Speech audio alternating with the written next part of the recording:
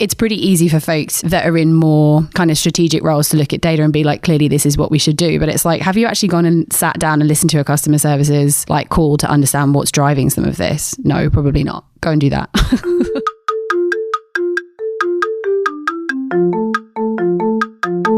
Hello and welcome to the Shiny New Object podcast. My name is Tom Ollerton. I'm the founder of Automated Creative, the creative effectiveness ad tech platform. And this is a weekly podcast about the future of data-driven marketing. I'm in Uber's office in Amsterdam, very exciting, with Victoria Kerr, who is Director of Marketing, EMEA and APAC, Uber for Business. Vicky, for anyone who doesn't know you and what you do, can you give them a bit of background? So hi, I'm Vicky and I head up marketing for Uber for Business for EMEA and APAC. So essentially Uber for Business is kind of a scale up within the bigger Uber org, and it's the B2B division. So it's about kind of wrapping up all of Uber's products and services, mainly on the core side. So like rides, for example, or eats. And then for the most part, selling that into kind of mid-market and enterprise companies. So in your career, what you do now and up to that point, I'm curious to know, what have you spent your own hard-earned money on that has been really powerful for you in your work? So I'm going to start by saying this is absolutely not an ad, and you might know him. But if for anyone that hasn't heard of them, Mark Ritson is an amazing marketing professor and does a mini MBA in marketing with Marketing Week. And he also does a brand course as well.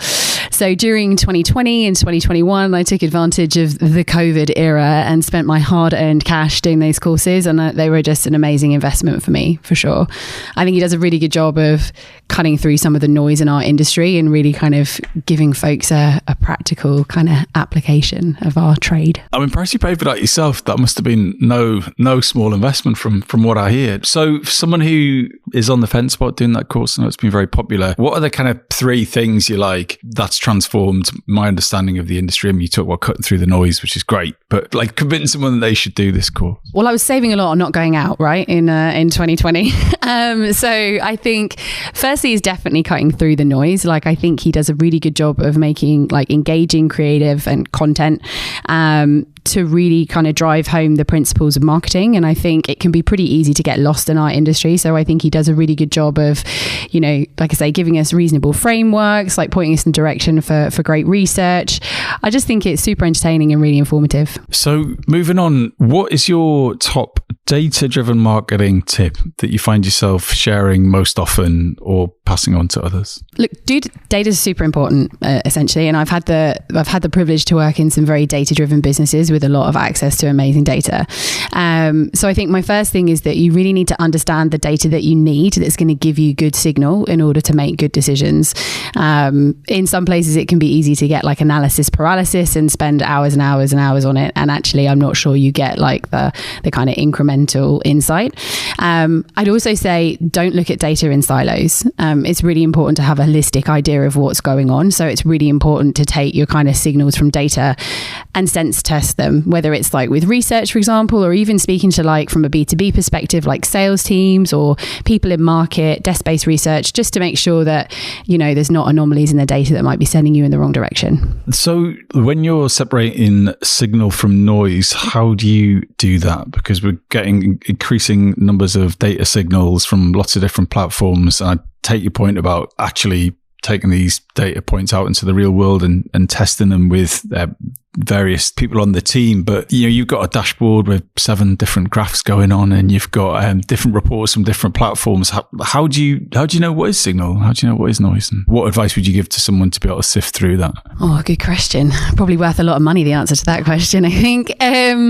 Look, I think some of it's, you know, trial and error, right? And you need to be able to, I think it's really important to work in places where you can experiment and test, you know, in small batches and then scale, find out what's working, what's not working.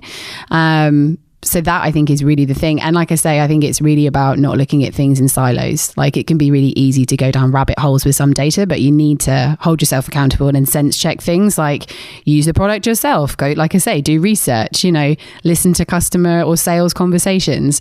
The tools are definitely there. I just think it's really important that folks don't don't only look at one source. Can I ask you to be specific and give me an example of that?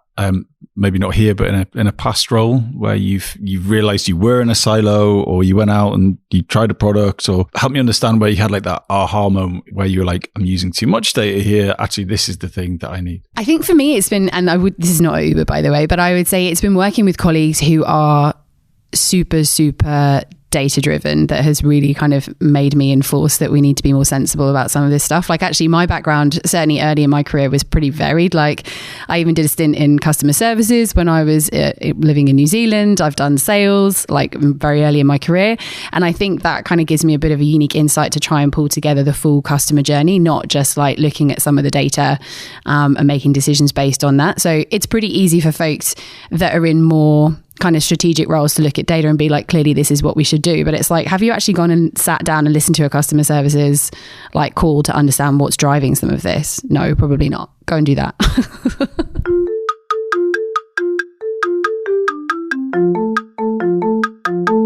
So we're now going to talk about your shiny new object, which has a strange title that we've agreed on, which is B2B push and pull. So what is that? Can you give the audience just an overview of what you mean by that, and then we'll get into it? Sure. I feel like B2B is a bit of a dirty word. No. So the push and the pull for me is really about, I think if I think about B2B marketing, which has kind of traditionally been, I think, a bit of a poor cousin from the consumer folks, there's two parts to it, or at least this for me is the push and the pull. So one is like, I think we're seeing a lot of innovation on the more traditional kind of demand generation side of things. The folks of, kind of Salesforce or Squarespace, Super Bowl ads, like doing really kind of cool, innovative things, I'm sure based on data to be able to grow awareness and consideration and that kind of thing. So I think there's some really promising things coming out of that. So that for me is the push. And then the pull is actually, I think we're seeing a real emergence of B2B marketers talking directly to end users to really kind of drive consideration and salience within the folks actually using their product.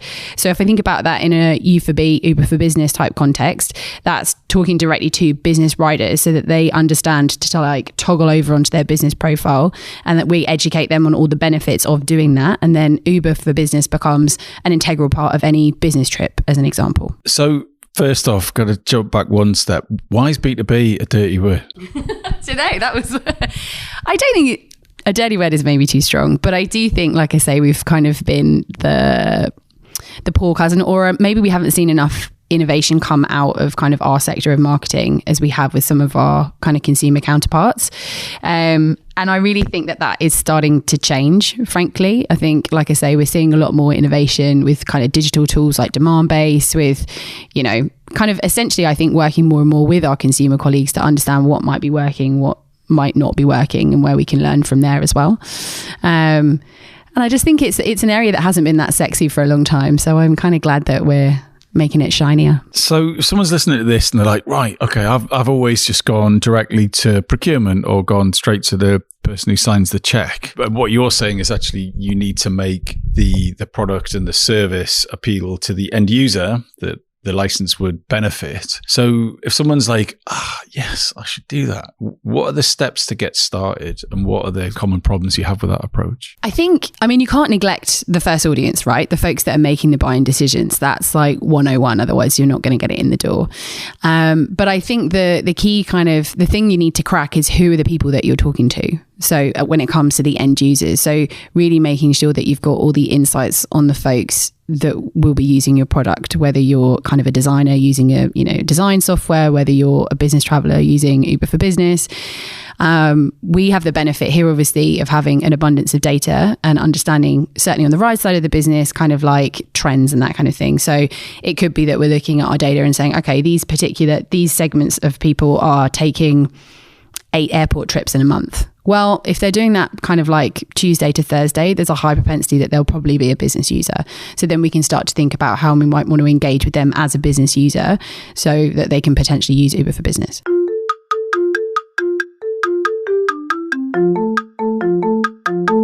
This episode of the Shiny New Object podcast is brought to you in partnership with Madfest. Whether it's live in London or streamed online to the global marketing community, you can always expect a distinctive and daring blend of fast-paced content, startup innovation pitches, and unconventional entertainment from Madfest events. You'll find me causing trouble on stage, recording live versions of this podcast, and sharing a beer with the nicest and most influential people in marketing. Check it out at www.madfestlondon.com.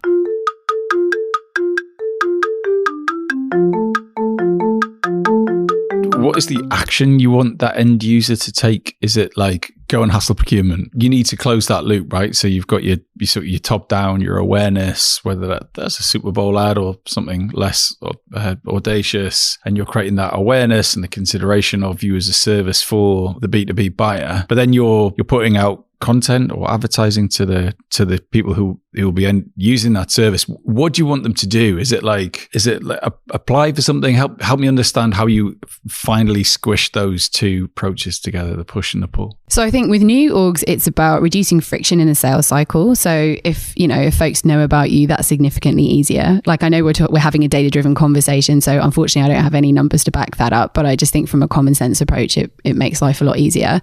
Also for us on our side, we're a variable model basically. So it's, if people don't use us, we don't make any money essentially. So we want to make sure that folks know when they're on a trip to come over to Uber for Business. And it might be we add value through different things. So in the UK, for example, we can get like Avios points. We also have like streamlined expensing. Like I don't want to give you the sales pitch on it, but there are advantages to using Uber for Business, which we want our end users to understand.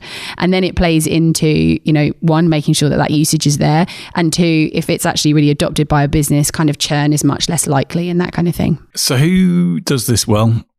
Who do you look up to in this push and pull? Are you looking at, you mentioned Squarespace or Salesforce. Who are your heroes in this space and has it ever worked on you? Has it ever worked on me? Not that I can think of, but maybe they've just done a really good job and I don't know. Look, the best example I think I've seen of this is actually by Heinz. So Heinz have like an out of home category. So like the trade side of it. And I think it was actually an entry into Cannes. I'm not sure if it won or not, but in the US they worked with agency partners and they did an activation where, end users, so customers like you or I, could go into like a diner or a restaurant, and if they didn't have Heinz, they weren't served Heinz, they could add a tip to the bill asking like, I would pay more for Heinz for like $1, and then they put it on social, and then the customer got reimbursed for that. So you're basically, the customer is sending a signal to that establishment like, I would like Heinz. So that's the kind of the pull side of it, the more end user engagement, actually this is what I want. And then they followed that up with some of the more traditional tactics from a marketing and sales perspective, where there was like a lot of outbound to those establishments to basically sell them Heinz. So I think it was a really smart use of kind of creating that momentum within the customer base and then them capturing that through more kind of traditional B2B motions. Oh, that's so clever. Gosh. And what was the scale of that? Like, I can see the case study with that ukulele backing track about and some good looking people in a Californian cafe somewhere bemoaning the fact that they haven't got ketchup. I'm somewhat dubious of definitely anything that wins an award. I'm like, really? Did that actually happen? Was that at scale, or do you think it was just a localized test? Well, define scale, right? According to the case study, and you can take it up with them whether it's accurate or not. I think anyway, it was through New York and Chicago, and they reimbursed like $125K or something like that in tips, which, depending on what your definition of scale is, I don't think is any mean feat. All right, okay, you can have that, Heinz.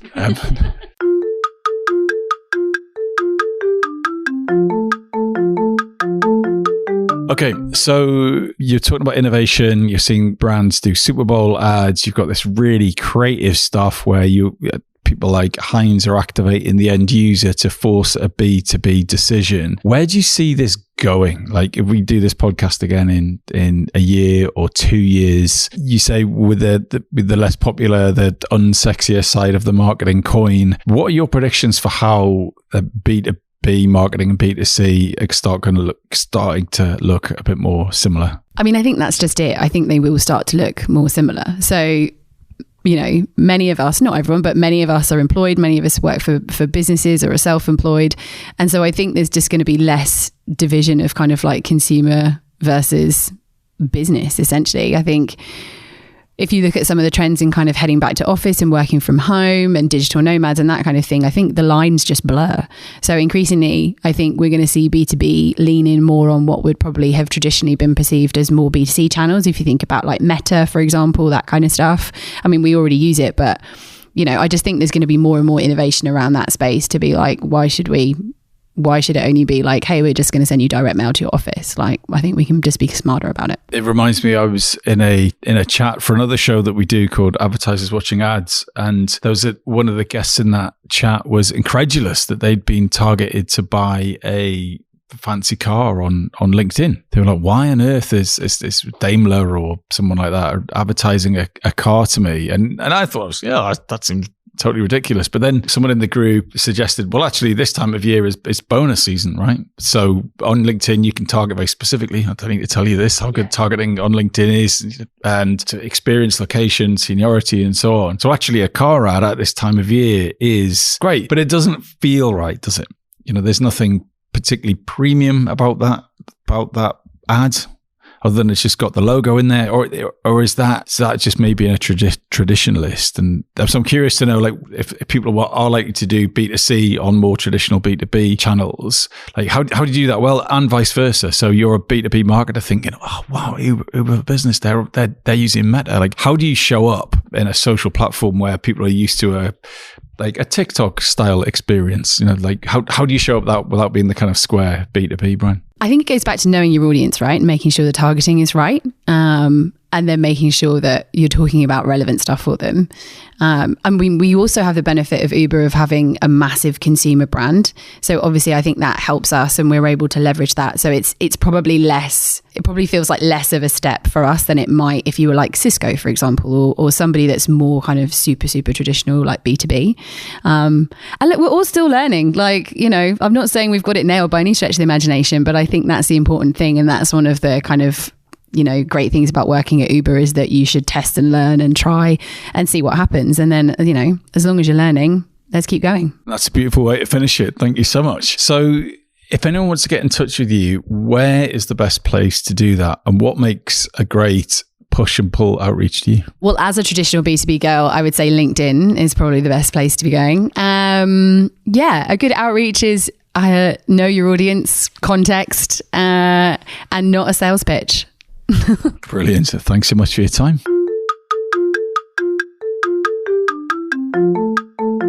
Hi. Just before you go, I'd really appreciate it if you could take the time to write a review of the Shiny New Object podcast on Apple Podcasts or iTunes, whatever it's called these days, or whichever podcast provider you use. We're an indie podcast, so it would go a long way for us if you could just share the word and give us a bit of a support on those channels. That would just be fantastic. If you haven't got time, that's also cool. And if you could tell your colleagues about the podcast, and also, if possible, don't forget to subscribe. And I'd love to hear your feedback. If you'd like to speak on the podcast or be a guest, or you think I'm asking the wrong questions, anything, I'd be super interested to hear what you think. So please email me at tom@automatedcreative.net. That's TOM at, I'm not going to bother spelling it. Anyway, you'll work it out. Thanks so much.